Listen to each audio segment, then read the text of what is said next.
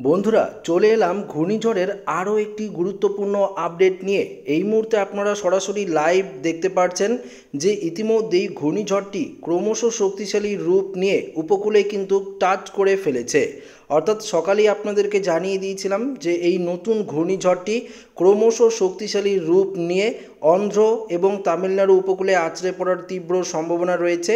সেই অনুযায়ী আমরা দেখতে পাচ্ছি এই মুহূর্তে অন্ধ্র উপকূলের বিশাখাপত্তনম এবং শ্রীকাকুলাম ব্রহ্মপুর এই জায়গাতে কিন্তু এই ঘূর্ণিঝড়টি কিন্তু ইতিমধ্যেই আছড়ে পড়েছে। পাশাপাশি আমরা দেখতে পাচ্ছি ওড়িশাতেও এই ঘূর্ণিঝড়ের প্রভাব শুরু হয়েছে এবং আমাদের পশ্চিমবঙ্গ বাংলাদেশের দিকেও কিন্তু এই ঘূর্ণিঝড়ের প্রভাবে বৃষ্টিপাতের সতর্কতা রয়েছে। তবে এই ভিডিওটিতে আপনাদেরকে জানাবো যে এই ঘূর্ণিঝড়ের প্রভাবে কোন কোন জেলাগুলিতে ভারী বৃষ্টির সম্ভাবনা রয়েছে, কোথায় কোথায় এই ঘূর্ণিঝড়ের ফলে সবথেকে বেশি ক্ষয়ক্ষতি হওয়ার সম্ভাবনা রয়েছে, আপনাদেরকে সরাসরি আমরা এই ভিডিওটিতে একদম লাইভ আপডেটেই জানিয়ে দেব। তো ভিডিওটি শুরু করার পূর্বে আপনাদের কাছে ছোট্ট একটি রিকোয়েস্ট রইল, নতুন হয়ে থাকলে অবশ্যই চ্যানেলটিকে সাবস্ক্রাইব করবেন এবং পাশের দেওয়া বেল আইকনটিকেও প্রেস করবেন এই ধরনের লেটেস্ট ভিডিওর আপডেটগুলো সর্বপ্রথম সবার আগে পাওয়ার জন্য। তো আমরা এই মুহূর্তে দেখতে পাচ্ছেন ক্রমশ শক্তিশালী রূপ নিয়ে ঘন্টায় যদি আমরা দেখি তাহলে লক্ষ্য করতে পারবো যে 70 থেকে 80 কিলোমিটার গতিবেগ নিয়ে এটা কিন্তু উপকূলের দিকে টাচ করেছে। কোন কোন জায়গায় ঘূর্ণিঝড়ের অ্যাফেক্টেড এরিয়া রয়েছে সেটা আপনাদেরকে আগে জানিয়ে দিই। আমরা যদি দেখি বৃষ্টি এবং বজ্রমুডে গিয়ে তাহলে দেখতে পারবো যে ঘূর্ণিঝড়ের প্রভাবে ঠিক কোন কোন জেলাগুলিতে ভারী বৃষ্টি হচ্ছে। এই মুহূর্তে আমরা দেখতে পাচ্ছি দক্ষিণ ভারতের দিকে বিশেষ করে অন্ধ্র এবং তামিলনাড়ু উপকূলে ভারী বৃষ্টির সম্ভাবনা দেখতে পাচ্ছেন। বিশাখাপত্তনম, কাকিন্দা, বিজয়ওয়াড়া, মাচারলা থেকে শুরু করে দেখতে পাচ্ছেন শ্রীকাকুলাম, ব্রহ্মপুর, এদিকে ওড়িশাতেও আমরা যদি দেখি ভুবনেশ্বর, কামাখ্যানগর, বালাসর এদিকেও কিন্তু বৃষ্টিপাত চলছে। তবে সবথেকে গুরুত্বপূর্ণ সেটা হলো যে পশ্চিমবঙ্গের দক্ষিণের জেলাগুলিতেও বৃষ্টিপাতের অ্যালার্ট রয়েছে। এই মুহূর্তে কলকাতা, হাওড়া, হুগলি, এদিকে আরামবাগ, চন্দননগর, শান্তিপুর, বর্ধমান, কাটোয়া, দুর্গাপুর, এদিকে বীরভূম, পুরুলিয়া থেকে শুরু করে বাঁকুড়া থেকে শুরু করে এদিকে চাকুলিয়া, ঝাড়গ্রাম, খড়গপুর এবং সুন্দরবনের বেশ কয়েকটি জেলায় বিশেষ করে এদিকে মাঝিলপুর, জয়নগর, মাঝিলপুর, বারুইপুর, গোসাবা, হলদিবাড়ি, নামখানা, গঙ্গাসাগর, হলদিয়া, দীঘা, কোনটাই এই জায়গাগুলিতে কিছুটা বৃষ্টিপাতের অ্যালার্ট কিন্তু আমরা দেখতে পাচ্ছি। অন্যদিকে বাংলাদেশের দিকেও হালকা পশলা বৃষ্টিপাতের সতর্কতা রয়েছে। আপনারা প্রত্যেকেই জানেন যে ঘূর্ণিঝড় যেহেতু উপকূলে টাচ করেছে তার প্রভাব কিন্তু ইতিমধ্যেই শুরু হয়েছে। উপকূলের জেলাগুলিতে চলছে বৃষ্টিপাত এবং বিশেষ করে চলছে ঝোড়ো হাওয়া। বিশেষ করে আমরা তামিলনাড়ু এবং অন্ধ্র উপকূলে ঘন্টায় প্রায় 80 থেকে 90 কিলোমিটার গতিবেগে ঝোড়ো হাওয়া লক্ষ্য করতে পারছি এবং পাশাপাশি ওড়িশাতেও 50 থেকে 60 কিলোমিটার গতিবেগে ঝোড়ো হাওয়া চলছে এবং আমাদের পশ্চিমবঙ্গের সুন্দরবনের দিকেও কিছুটা দমকা ঝোড়ো হাওয়া রয়েছে। অন্যদিকে উত্তরবঙ্গের দিকে যদি আমরা দেখি আলিপুরদুয়ার, কোচবিহার, জলপাইগুড়ি, দার্জিলিং, কালিম্পংয়েও কিছুটা বৃষ্টিপাত থাকছে। বৃষ্টি থাকছে অসমের বঙ্গাইগাঁও, পথশালা, গুয়াহাটি, নওগাঁও থেকে শুরু করে জোরহাট, নর্থ লক্ষিমপুর, ডিব্রুগড় এই সাইডে বৃষ্টিপাত থাকছে এবং বৃষ্টি থাকছে বাংলাদেশের দিকেও বেশ কয়েকটি জেলায় ঢাকা, খুলনা, বরিশাল থেকে শুরু করে চট্টগ্রামটা এবং ত্রিপুরার দক্ষিণ দিকেও কিছুটা বৃষ্টিপাত আমরা লক্ষ্য করতে পারছি। পরিষ্কার একদম সরাসরি আপডেট কিন্তু আপনাদের সামনে।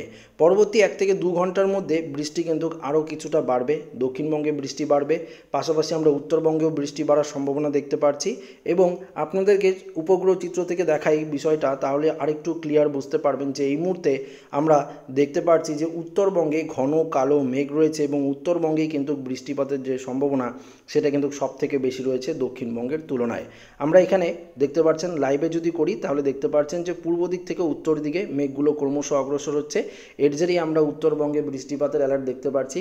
বেশ কয়েকটি জেলায় বজ্রবিদ্যুতের অ্যালার্টও রয়েছে, অর্থাৎ কোচবিহার, আলিপুরদুয়ার, জলপাইগুড়ি এদিকে বজ্রবিদ্যুতের অ্যালার্টও আমরা দেখতে পাচ্ছি, শিলিগুড়ি, দার্জিলিং, কালিম্পংয়ের দিকে এবং অসমের দিকেও কিছুটা বজ্রবিদ্যুতের অ্যালার্ট কিন্তু আমরা পরিষ্কারভাবে লক্ষ্য করতে পারছি। দেখতে পাচ্ছেন অসমের ডিব্রুগড় থেকে শুরু করে জোরহাট এই সাইডে এবং বাংলাদেশের সিলেট, ত্রিপুরার দিকেও বজ্রবিদ্যুতের সম্ভাবনা কিন্তু আমরা পরিষ্কারভাবে দেখতে পাচ্ছি এবং যেটা আপনাদেরকে সরাসরি আমরা লাইভে দেখানোর কিন্তু চেষ্টাও করছি। বুঝতেই পারছেন যে এই মুহূর্তের যা আপডেট সেটা কিন্তু আপনাদের সামনে সরাসরি কিন্তু আমরা একদম লাইভ আকারে তুলে ধরছি এবং সরাসরি আপনাদেরকে দেখাচ্ছি যে ঘূর্ণিঝড়ের যে প্রভাব সেটা কিন্তু পড়তে শুরু করেছে।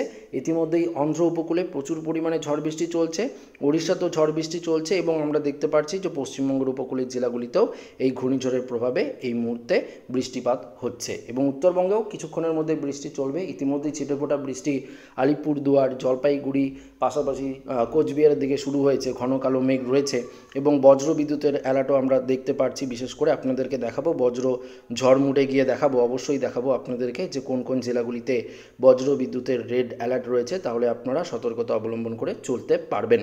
আমরা আপনাদেরকে দেখিয়ে দেব রাতের দিকে, বিশেষ করে ধরুন ওই 5টা 6টা বা 7টা 8টার মধ্যে বৃষ্টিপাতের সম্ভাবনা দক্ষিণবঙ্গে অনেকটাই কম, উত্তরবঙ্গে কিন্তু তখন বৃষ্টিটা কিছুটা বাড়বে, অসমের দিকেও কিছুটা বৃষ্টি বাড়বে এবং বাংলাদেশের পূর্ব দিকে কিছুটা বৃষ্টি বাড়বে এবং শিলচর, বিশেষ করে শিলচরের দিকে এই মুহূর্তে বৃষ্টিপাতের সম্ভাবনা না থাকলেও আমরা কিন্তু শিলচরের দিকে রাতের দিকে কিছুটা বৃষ্টি লক্ষ্য করতে পারবো। শিলচর, ত্রিপুরা এবং আমরা বাংলাদেশের সিলেট, ময়মনসিংহের দিকেও কিছুটা বৃষ্টি লক্ষ্য করতে পারবো এবং পাশাপাশি রাতের দিকেও আমরা এই ঘূর্ণিঝড়ের প্রভাবে দেখতে পারবো তামিলনাড়ু অর্থাৎ বিজয়ওয়াড়া, বিশাখাপত্তনম, জগদলপুর, তালাই এই জায়গাতে কিন্তু বৃষ্টিপাত চলবে। তখন এটি ঘূর্ণিঝড়ে থাকবে না, তখন এটি সাধারণত গভীর নিম্নচাপ রূপেই অবস্থান করবে। তখন বৃষ্টি কিছুটা কমবে আমাদের ওড়িশা, এদিকে পশ্চিমবঙ্গের দিকে, তবে রাতের দিকে বৃষ্টি কিন্তু তামিলনাড়ু এবং অন্ধ্র উপকূলের দিকে বাড়বে। তারপর আগামীকাল যথারীতি বৃষ্টিপাতের সম্ভাবনা রয়েছে তামিলনাড়ু, অন্ধ্র উপকূল, বিশেষ করে ওড়িশা এবং আমাদের পশ্চিমবঙ্গের দিকেও আগামীকাল কিছুটা বৃষ্টিপাত থাকছে। আজকের তুলনায় কিছুটা বৃষ্টি বেশি হবে। পরশু সোমবার দিন আরও ভারী লেভেলের বৃষ্টিপাতের সম্ভাবনা কিন্তু থাকছে। সোমবার 2 তারিখের দিকে ভারী লেভেলের বৃষ্টি থাকছে, পশ্চিমবঙ্গের দিকেও থাকছে, উত্তরবঙ্গ, বাংলাদেশ সমস্ত জায়গায় থাকছে। 3 তারিখও বৃষ্টি থাকছে, 4 তারিখও আমরা বৃষ্টি কিন্তু গতানুগতিকভাবে লক্ষ্য করতে পারছি। তবে এই বৃষ্টিপাতের মধ্যেও থাকছে একটা গুমুট গরম। সকালের আপডেটেই আপনাদেরকে জানিয়ে দিয়েছিলাম যে তাপমাত্রার পারদ ঊর্ধ্বমুখী থাকবে, তেমনটাই আপনারা লক্ষ্য করতে পারছেন। উত্তরবঙ্গ থেকে দক্ষিণবঙ্গ প্রায় অনেকটাই তাপমাত্রা ঊর্ধ্বমুখী রয়েছে।